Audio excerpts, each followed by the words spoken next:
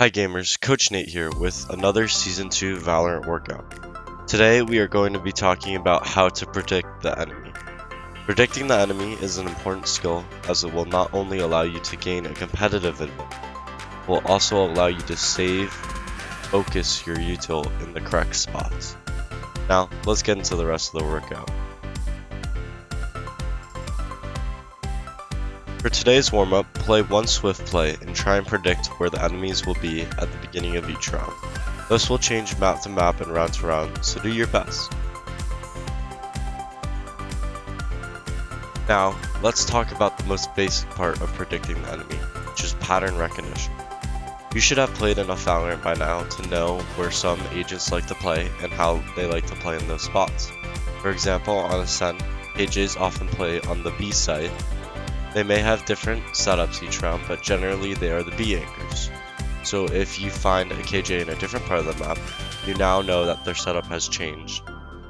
These small differences can allow you to make better informed decisions about how to attack a site, for example.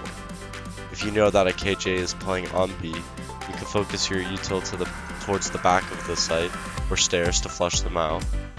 If you know that Jet is playing on A, you can expect them to be fighting up or peeking from heaven. If they have a KO or Sky, chances are they're playing towards door. Is the Sentinel the last alive when you're defending? Chances are they're flanking. Also, recognizing whether certain players are more aggressive or passive can give big clues about where they could be playing. All these patterns can allow yourself to be prepared for the enemy's plays.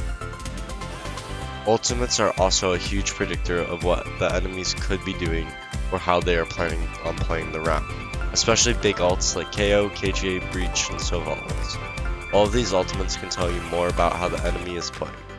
If you are retaking a spike site and Sova has his ultimate, you can assume that he is probably playing back to use it for post play, which then allows isolating the players on site to be easier since there will be less of them.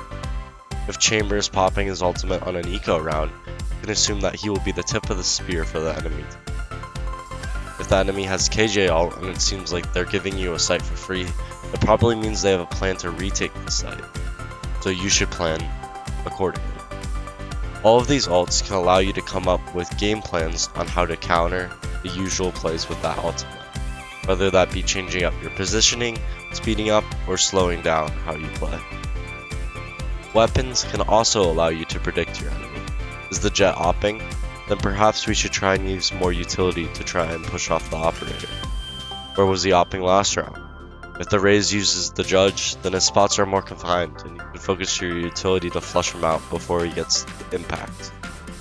If they are on a low buy, then maybe they are stacking a site or trying to fast push. All weapons and what type of buy are just smaller tells on what the enemy can be doing and their potential positions that you have to worry about.